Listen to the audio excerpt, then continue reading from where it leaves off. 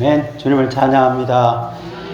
자, 오늘 생명의 체험은 6번째 주제가 과거 일소 헌신입니다.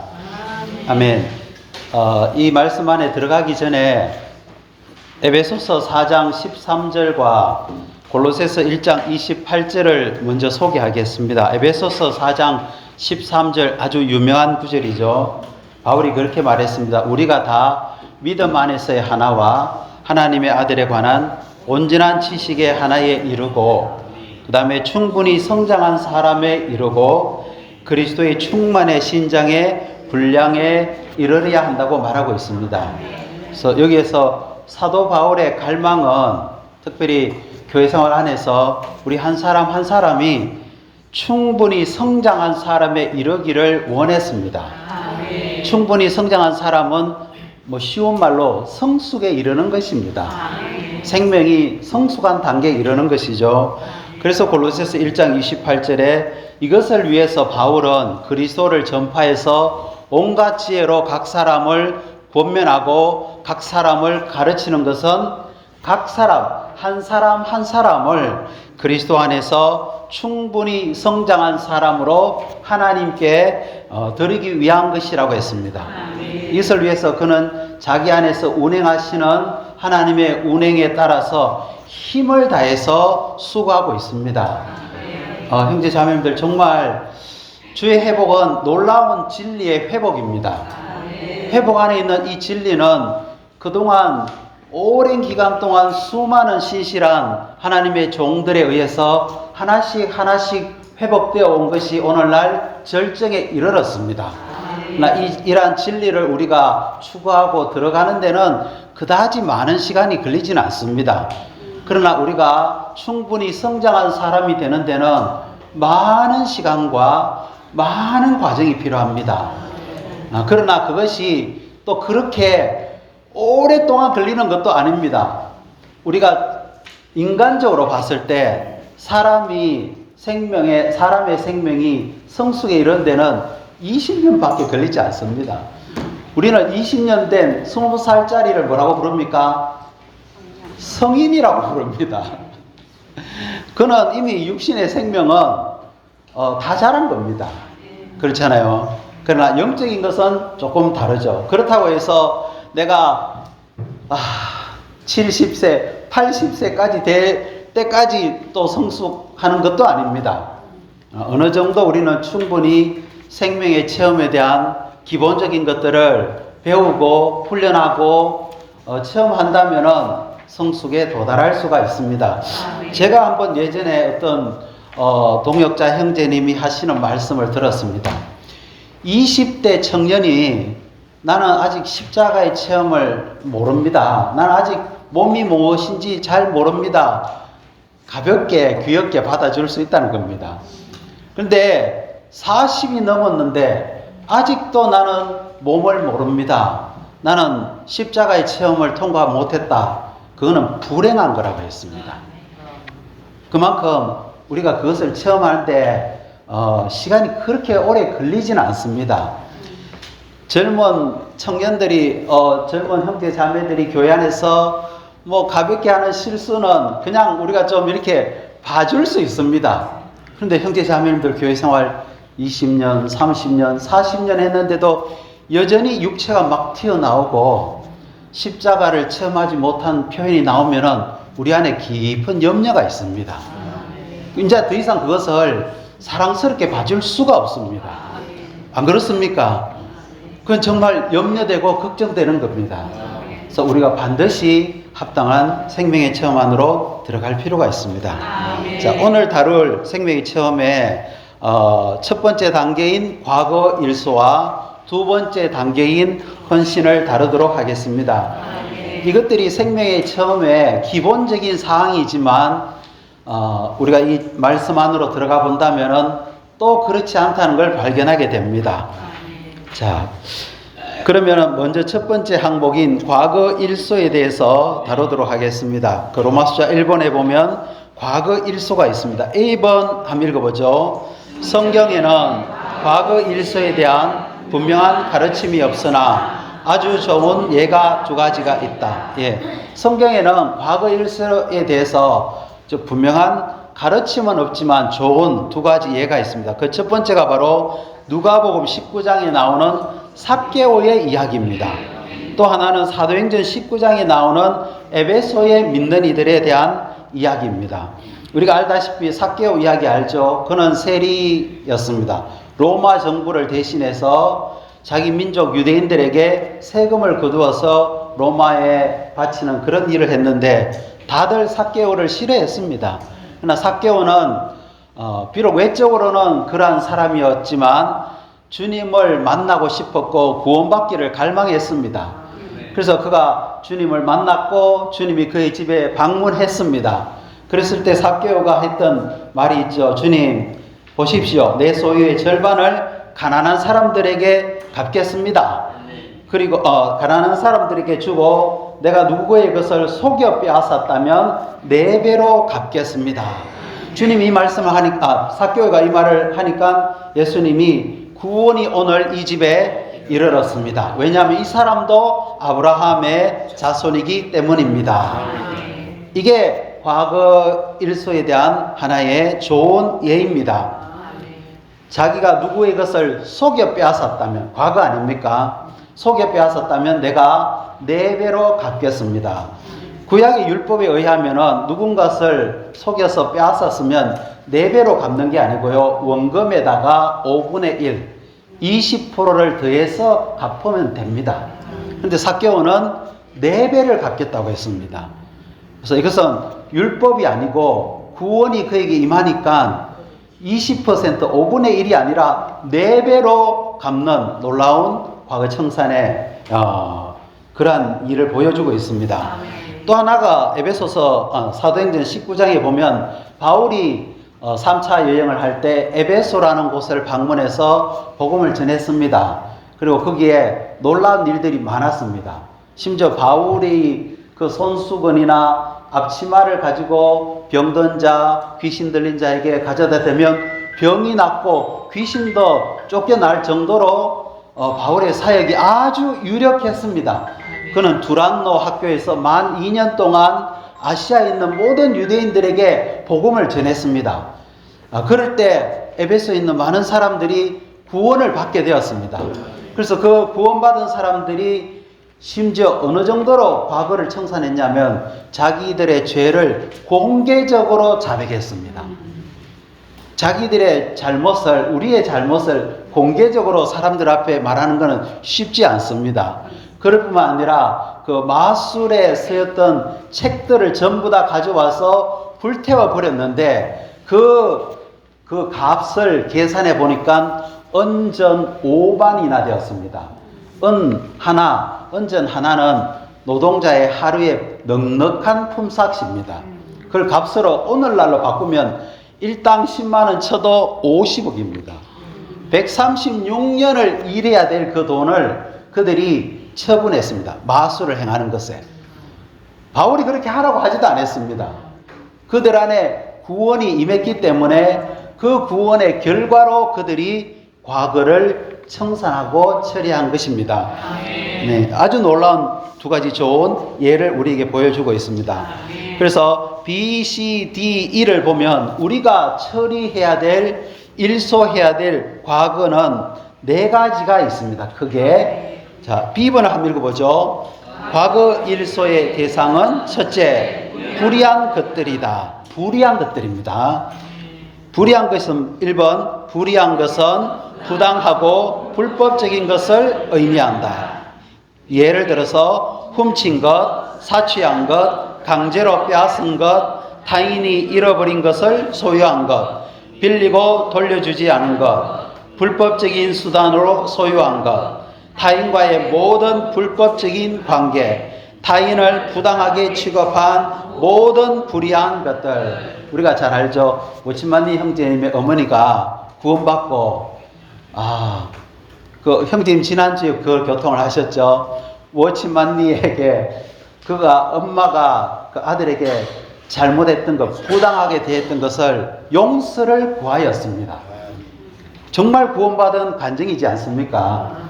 그래서 워치만니가 우리 어머니가 도저히 저럴 사람이 아닌데 해서 그가 집회를 참석하고 구원을 받게 되었고 주님께 자신을 헌신했습니다. 그래서 사랑하는 형제 자매님들, 우리는 불의한 것들 아직도 저는 잘 모릅니다. 우리가 훔친 것, 사취한 것, 강제로 빼앗은 것, 타인이 잃어버린 것을 소유하고 있는 것, 빌리고 돌려주지 않은 것, 불법적인 수단을 통해서 소유한 것, 심지어 타인과의 모든 불법적인 관계도 있습니다. 이런 타인을 부당하게 취급한 모든 불의한 것들, 아멘, 이런 것들을 우리는 처리해야 됩니다. 뭐 이게 적절한 비유가 될 수 있는지는 잘 모르겠지만요, 우리나라에 요즘에 살인죄에 대한 공소시효가 있을까요, 없을까요? 예전에는 뭐 15년, 또 법이 개정되어서 25년 된데 살인죄에 대한 공소시효는 폐지되어 버렸습니다. 끝까지 그 사람이 잡힐 때까지 그 공소시효는 유지됩니다. 생각해 보십시오. 우리가 구원받았을 때 하나님이 우리의 모든 과거의 죄들을 다 용서하지 않았습니까? 과거의 모든 기록들은 다 삭제되었습니다.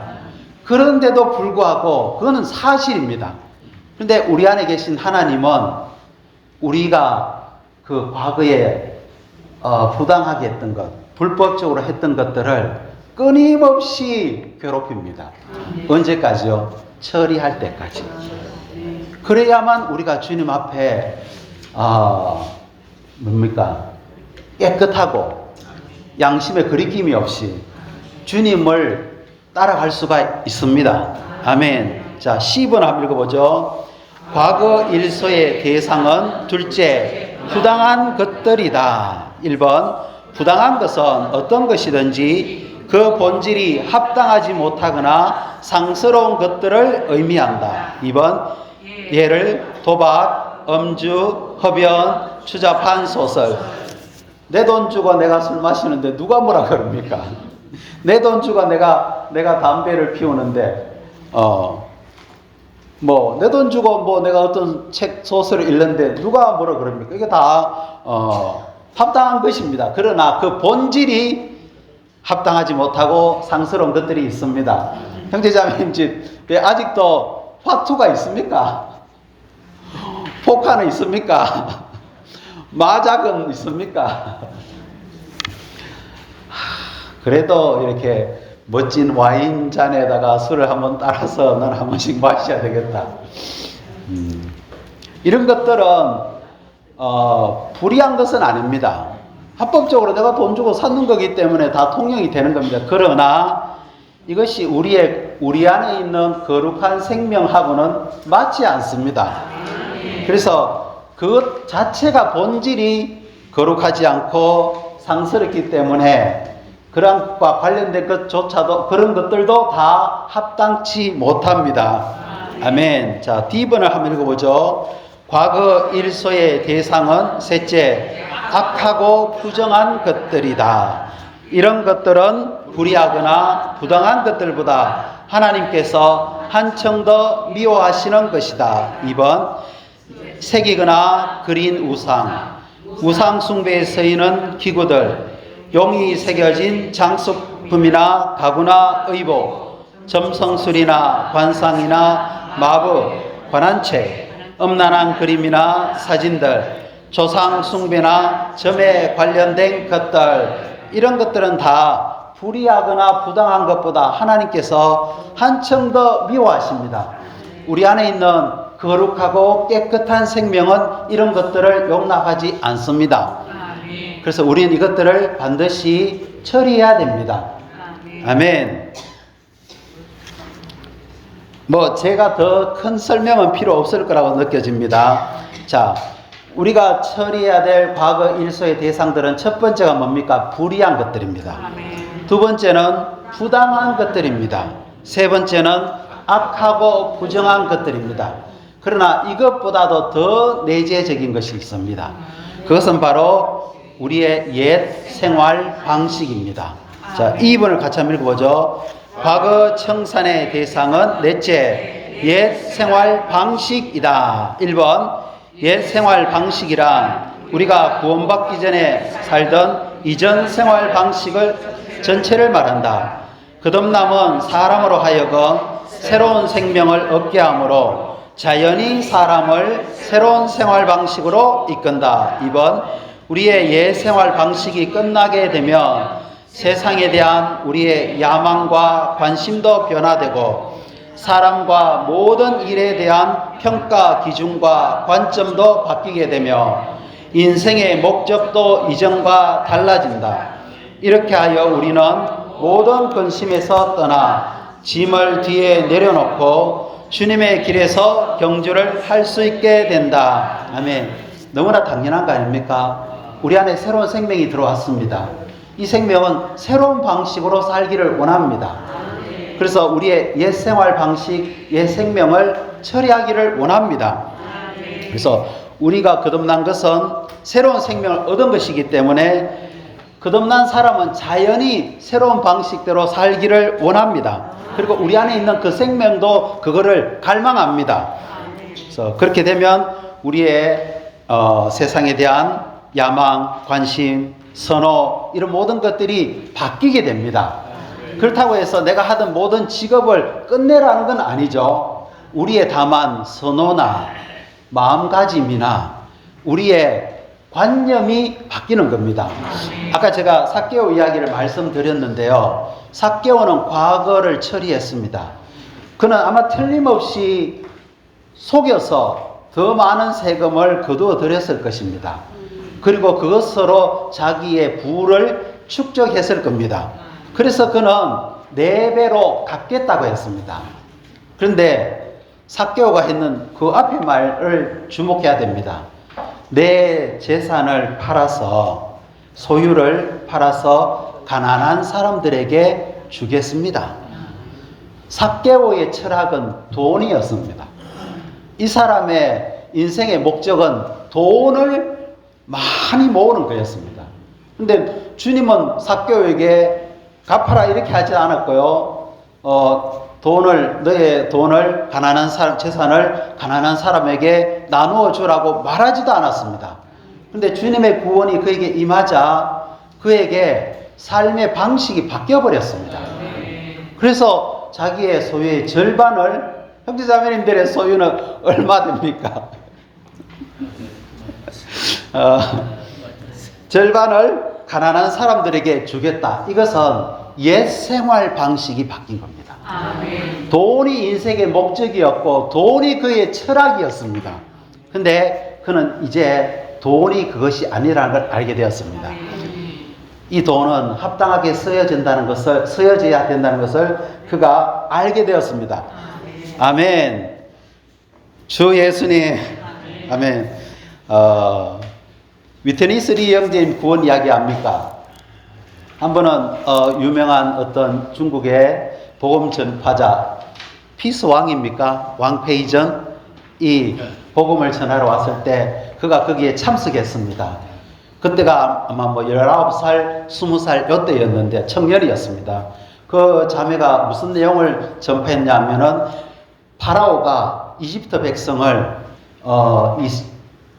이스라엘 백성을 이집트에 이렇게 노예로 사로잡고 있으면서 그 세상을 위해서 살도록 그가 파라오가 이 말이에요, 이겁니까? 세상에서 노예 생활하도록 하고 있었는데 하나님이 모세를 통해서 이스라엘 백성들을 구출해서 하나님을 섬기게 했습니다. 이집트에 있는 모든 나일강에 있는 그 모든 것들은 다 세상의 누림은 본질이 바로 죽음이라는 것을 보여주었습니다. 그러한 강한 메시지를 듣고 위트니스 리 형제님이 구원을 받게 되었습니다. 그러면서 그가 주님께 뭐라고 했느냐면, 주님, 나는 더 이상 세상을 사랑하지 않겠습니다. 나는 일생 주님을 섬기겠습니다. 위트니스 리 야망이 많았습니다. 세상에서 큰 사람이 되고 싶었습니다. 그러나 그에게 하나님의 구원이 임하자마자 삶의 방식, 목적이 바뀌어 버렸습니다. 아멘. 형제 자매님들, 우리의 삶의 방식도 바뀌어야 됩니다. 제가 하나 이 시점에서 질문 드릴게요. 형제 자매님들의 교회 생활의 기준, 목적은 무엇입니까?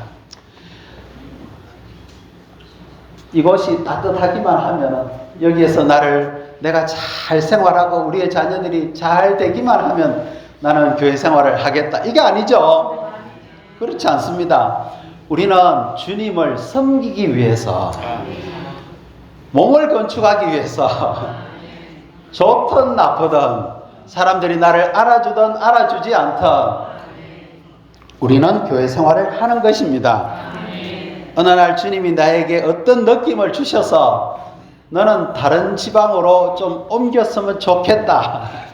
주님, 거기 가면 사람들도 별로 없고 포항 같은 이런 좋은 지방교회도 아니고 그런데요, 바닷가도 없고요.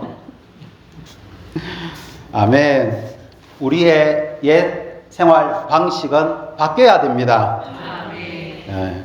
자, F.G를 한번 읽어봅시다.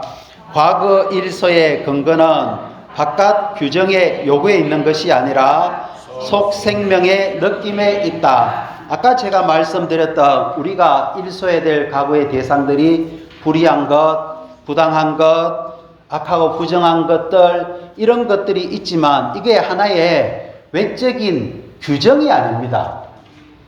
우리가 그것들을 처리하는 것은 우리 속에 있는 속 생명의 느낌에 따라서 하는 것입니다. 이 생명의 체험, 이 공과에서 미트니스 리형님 이런 예를 두 가지를 들었습니다. 어떤 자매님이 있었는데 구원받은 지 오래되었습니다. 자기 집에 램프가 있는데 그 램프 커버가 뭐냐면 용이 이렇게 새겨져 있는 램프 커버를 가지고 있었고요. 용이 새겨져 있는 예쁜 찻잔 세트가 있었습니다. 구원받은 지 오래되었지만 아무 느낌이 없었습니다. 그런데 어느 날 주님이 그 자매님한테 그걸 보니까 자매님 안에서 느낌이 생겼습니다. 이거는 합당치가 않다. 그래서 그것을 처리했습니다. 또 어떤 형제님이 있었는데 사업을 합니다. 공장을 운영하는데 무슨 공장을 운영하냐면 잠옷을 만드는 그런 사업을 하는 형제님인데 그 잠옷에 용을 이렇게 도안에 넣어가지고 파는 그 일을 하는데 어느 날 형제님이 위트니스리 형제한테, 형제님, 내가 도저히 이 사업을 할 수가 없습니다. 그래서 그 사업을 접었습니다. 대단하지 않습니까? 뭐가 대단합니까? 그 사람이 대단합니까? 그 사람 안에 있는 생명이 대단합니까? 아멘. 우리 안에 있는 누구도 그에게 이렇게 해야 됩니다 하고 말하지 않았습니다. 속 생명의 느낌에 따라서 그것을 한 것입니다. 그래서 제가 이 말씀을 드리는 것은 우리도 그럴 뿐만 아니라 또 우리가 새로운 사람들을 돌볼 때 형제 자매님 그거 처리해야 됩니다. 이렇게 해서는 안 됩니다. 먼저 그 사람 안에 생명이 있다는 걸 알게 해줘야 됩니다. 그리고 이 생명은 거룩한 생명이고 깨끗한 생명이고 순수한 생명인 것을 알게 해야 됩니다. 그래서 그가 그 생명의 느낌이 있을 때 그런 것들을 하나씩 처리하도록 인도해 줘야 됩니다. 그것이 진정한 생명의 체험입니다. 그래서 우리가 과거 일서의 근거는 바깥의 규정 요구에 따른 것이 아니고 우리 속 생명의 느낌에 의한 것입니다. 그리고 과거 일서의 정도는 어느 정도로까지 우리가 처리해야 되는가? 생명과 평안의 정도입니다. 아멘. 육체에 둔 생각은 죽음이지만 영에 둔 생각은 생명과 평안입니다. 제 체험을 봤을 때도 제가 과거에 대한 모든 것들을 모든 생명의 체험을 했을 때 결과는 속이 밝고 강하고 활력 있고 빛납니다. 생명의 체험은 하면 할수록 놀랍게도 이 생명은 나를 살아나게 하고 평안하게 하고 안정을 주고 활력 있게 만듭니다. 아멘. 다 우리가 이런 생명의 체험 안으로 들어가고 또 새신자들을 그렇게 돕기를 원합니다. 자, 이제 남은 한 10분은 뒤에 헌신의 항목들을 다루겠습니다. 자, 잠깐만요. 사랑하는 형제 자매님들, 형제 자매님들은 헌신하셨습니까? 왜 대답이 이렇게 약합니까? 헌신하셨습니까? 아니면 다시 질문하겠습니다. 나는 헌신된 존재입니까? 이건 더 깊은 내용입니다. 헌신했느냐 묻는 것보다 나는 헌신된 존재인가? 그러면 성경적으로 말해서 참된 헌신이 무엇인지 우리가 알 필요가 있습니다. 이 교회는 헌신의 근거, 헌신의 동기, 헌신의 의미, 헌신의 목적, 헌신의 결과 5 항목이 있습니다. 이 항목을 하나씩 점검하시고 만일 내가 아직 헌신하지 않았다면 헌신해야 됩니다. 내 헌신이 낡았다면 다시 새롭게 헌신해야 됩니다. 내 헌신이 약하다면 헌신에 불을 붙여서 강렬한 헌신을 해야 됩니다. 제가 감히 말씀드릴게요. 우리의 목표는 새 예루살렘입니다. 새 예루살렘은 들어가는 장소가 아닙니다. 새 예루살렘은 되는 것입니다. 새 예루살렘은 하나님과 사람의 합병체입니다. 새 예루살렘은 헌신의 결과입니다. 절대적으로 그렇습니다. 만일 우리 존재가 합당한 헌신의 삶을 살지 않으면 결코 새 예루살렘이 될 수가 없습니다. 헌신 그럴 때 형제 자매님들의 첫인상은 뭡니까? 느낌은 또 하나님이 나를 어렵게 하시는구나, 얽어매시는구나, 또 뭐를 또 나에게 또 요구하시는구나, 이거 아닙니까? 아닙니다. 헌신은 물론 그런 방면이 있습니다. 그러나 헌신은 정말로 놀라운 겁니다. 그래서 특별히 이제 새롭게 구원받은 사람들, 또 우리의 젊은이들, 이 헌신의 공과를 철저하게 배워야 됩니다. 우리는 헌신의 문을 들어가서 헌신의 길을 가는 겁니다. 이게 영적인 순서입니다. 자, 그러면 하나씩 읽어보겠습니다. A번, 1, 2번. 헌신의 근거는 하나님께서 우리를 값으로 사신 것이다.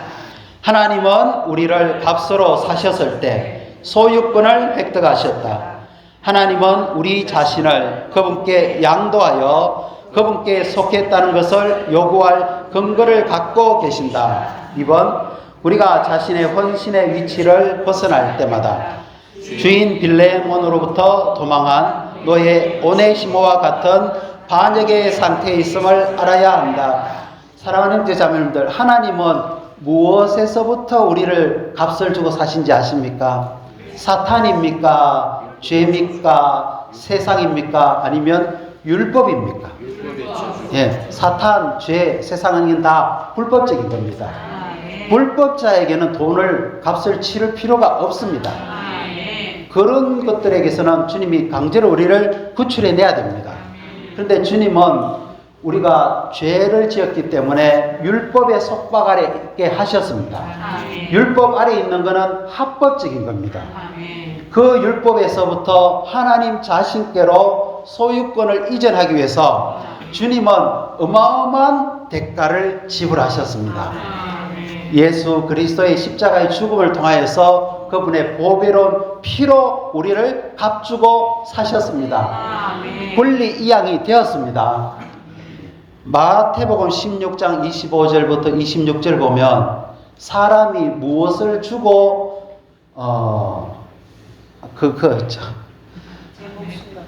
자기 혼생명을 무엇하고 바꿀 수가 있겠습니까? 혼생명보다 귀한 게 어디에 있습니까? 내 혼생명보다 귀한 것은 이 세상에 아무것도 없습니다. 온 세상을 주더라도 내 혼생명하고는 바꾸지 않습니다. 뭐 조금 빗나간 이야기인데 제가 며칠 사이에 북한에 대한 어떤 영상을 좀 봤습니다. 그 비참한 생활을 보면서 정말 마음이 너무나 너무너무 아팠습니다. 그래서 주님, 만일 제 혼생명을 내 한 목숨을 드리고 저 사람들이 해방될 수 있다면 거기까지 하겠습니다. 아멘. 얼마나 내 혼 생명이 귀합니까? 내 혼 생명이 하나 희생되어서 만일 저 사람들이 저 압제로부터 해방될 수만 있다면, 하여튼 거기까지 하겠습니다. 아멘. 주님은 우리를 그분의 피로 값주고 사셨고 우리는 그분의 것입니다. 누가 그러므로 이제 우리는 우리 것이 아닙니다. 우리는 주님의 것입니다. 형제 자매님들, 우리가 잘 알다시피 성경 다음으로 많이 번역된 책이 뭔지 아십니까? 예, 존 번연 17세기입니까? 영국의 존 번연이 감옥에서 12년 동안 그는 투옥됐는데 이 헌신의 근거를 떠나지 않았습니다. 헌신의 위치에 서서 자신을 하나님께 드렸습니다. 하나님, 주님이 저의 소유자이십니다. 저는 제 마음대로 할 권리가 없습니다. 다만 주님이 제 삶을 선택하시고 결정하실 수가 있습니다. 그래서 우리가 많은 선택의 그 순간순간 기회가 있을 때마다 오네시모처럼 도망가지 말고 헌신의 반석, 굳건한 근거 위에 설 필요가 있습니다. 아멘. 자, B번 헌신의 동기는 하나님의 강권하는 사랑이다. 1번, 2번 성령을 통하여 하나님의 사랑이 우리의 마음에 부어졌기 때문에 우리는 자연히 사랑의 노예가 되어 기꺼이 자신을 하나님께 헌신하게 된다. 그리스도의 사랑, 강권하는 사랑은 홍수와 같이 밀려와서 우리 자신을 기꺼이 하나님께 헌신하게 하며 그분을 향하여 살지 않을 수 없게 한다. 헌신의 근거가 있어도 우리는 하나님께 헌신하지 않을 수 있습니다. 하나님이 요구해도 안 할 수 있습니다. 그래서 하나님은 우리가 강렬한 헌신을 할 수 있도록, 달콤한 헌신을 할 수 있도록 그분의 사랑을 우리의 마음에 계속해서 부어주고 계십니다. 저는 감히 말합니다. 우리 모두는 사랑의 노예입니다. 정말 그럴 때 우리는 강렬한 헌신을 할 수 있습니다. 그리스도의 강권하는 사랑이 매일매일 우리를 홍수와 같이 밀려와서 우리 자신을 기꺼이 하나님께 헌신하게 합니다. 제가 다시 한 번 더 말씀드릴게요.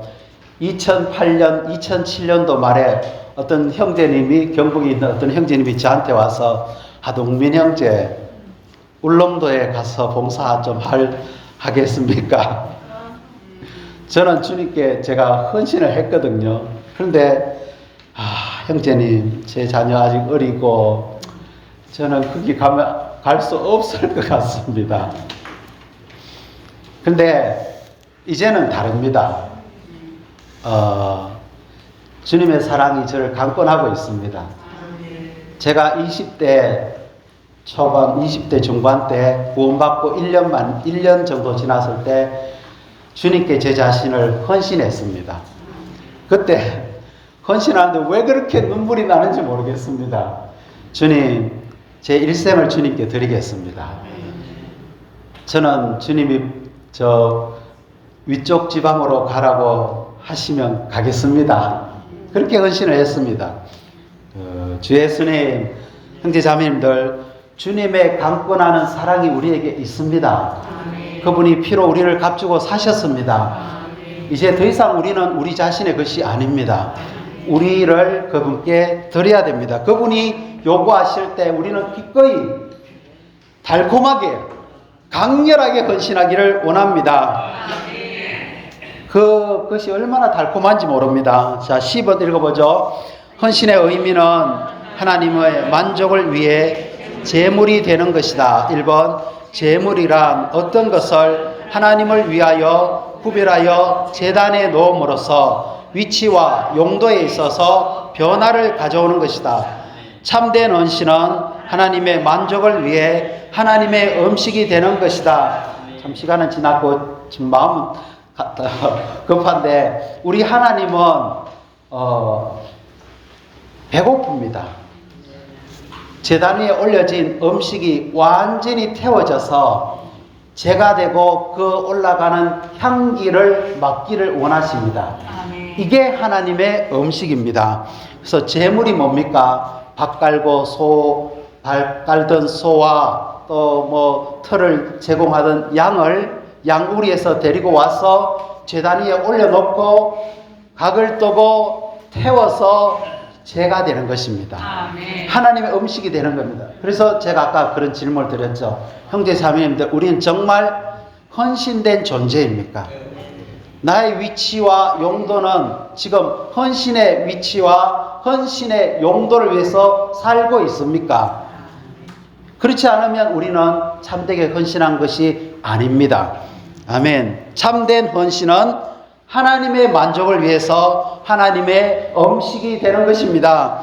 자, D번 읽어봅시다. 헌신의 목적은 하나님을 위해 일하기 위한 것이다. 헌신의 목적은 하나님께서 일하시도록 하여 우리가 하나님을 위하여 일하는 단계까지 이르는 것이다. 누구든지 하나님께 처리함을 받지 않고 하나님으로 하여금 계속 일하시도록 허락해 드리지 않는 자가 하나님을 위하여 직접 일하고자 한다면 그는 다른 불을 드리는 것이다. 나답과 아비후가 다른 불을 드렸을 때 하늘에서 주님으로부터 불이 와서 그들이 죽임을 당했습니다. 다른 불은 제단에서 오지 않은 불입니다. 제단의 불은 하늘에서 내려왔습니다. 형제자매님들, 만일 번제단 위에 있는 그 제물들이 완전히 타지 않으면 악취가 날 겁니다. 그것은 하나님이 기뻐하지 않습니다. 우리가 헌신이라고 할 때 너 왜 헌신하지 않느냐? 우리가 또 어떤 교회의 필요를 위해서 헌신을 교통할 때, 복음을 위해서 헌신을 교통할 때 먼저 주님이 나 안에 일하시도록 해야 됩니다. 그러지 않고 하는 모든 것들은 날 것입니다. 악취 나는 것이고 하나님이 거절합니다. 그것은 다 영적인 죽음입니다. 복음을 전파하시고 싶죠. 먼저 주님이 내 안에서 구원에 대한 사랑을 불러일으켜야 됩니다. 내 안에서 주님을 흘러나가게 하지 못하는, 처리받지 못한 많은 것들을 먼저 처리해야 됩니다. 하늘에서 오는 불로 태워야만 그것이 하나님께로부터 일할 수 있는 근거가 되는 것입니다. 자, 2번, 헌신의 결과는 우리의 장래를 포기하는 것이다. 1번, 헌신의 결과는 우리가 사람과 사건과 사물과의 모든 관계를 끊고 특히 우리의 장래를 포기하며 전적으로 하나님께 속하는 것이다.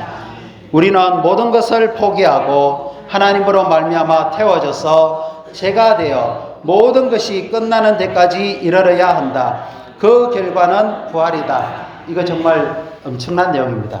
어마어마한 큰 소가 제단 위에 각이 떠져서 조각조각 나서 물로 씻겨지고 번제단 위에 올려졌습니다. 그리고 태워집니다. 태워지면 그 크기가 어떻게 됩니까? 줄어들잖아요. 점점 줄어들어서 이제 뭐가 됩니까?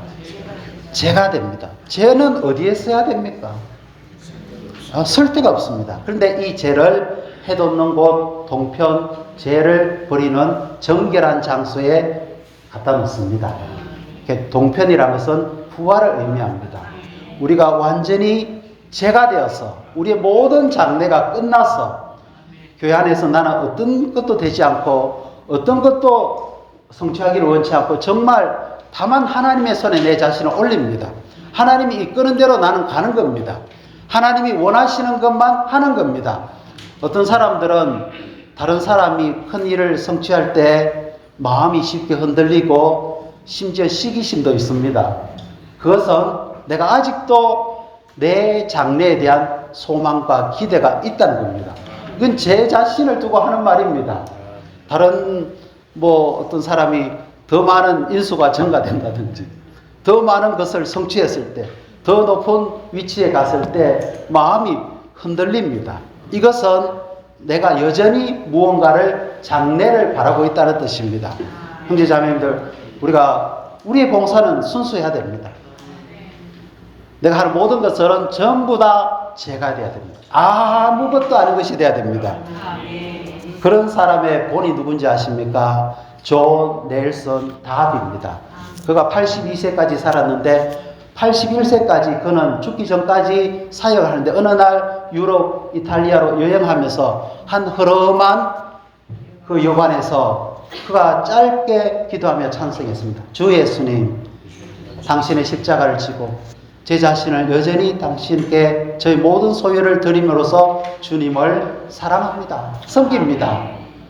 이 사람은 정말 헌신된 사람이었습니다.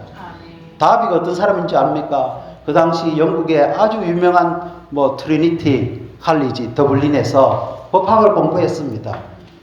변호사 하다가 장래를 내려놓고 성공의 성직자가 되었습니다. 그러나 어느 날 빛을 보고 형제회 운동의 선구자가 되었습니다.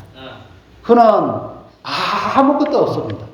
결혼도 하지 않았고 소유물도 없습니다. 다만 성경책 한 권, 사진도 없습니다. 그러나 그는 80세가 되어도 주님에 대한 헌신은 강렬했고 신선했습니다. 아멘. 자, F번 읽고 마치겠습니다. 우리는 모든 환경에서 우리의 헌신을 견고하게 해야 하고 매사에 우리의 헌신을 실행해야 하며 기회가 있을 때마다 자신을 새롭게 다시 헌신해야 한다. 우리의 헌신이 낡았으면 그 헌신은 무효입니다. 다시 해야 됩니다. 아멘. 형제자매님들, 우리 자신을 헌신하기 원합니다. 매일 번제물을 드립니다. 안식일마다 하나님께 드립니다. 매달 첫째 날에 또 드립니다. 매 절기마다 드립니다. 솔로몬은 성전을 건축했을 때 소 22,000마리, 양 12만 마리를 번제단에 드렸는데 번제단의 크기가 가로 9m, 세로 9m, 높이 4.5m. 얼마나 큽니까?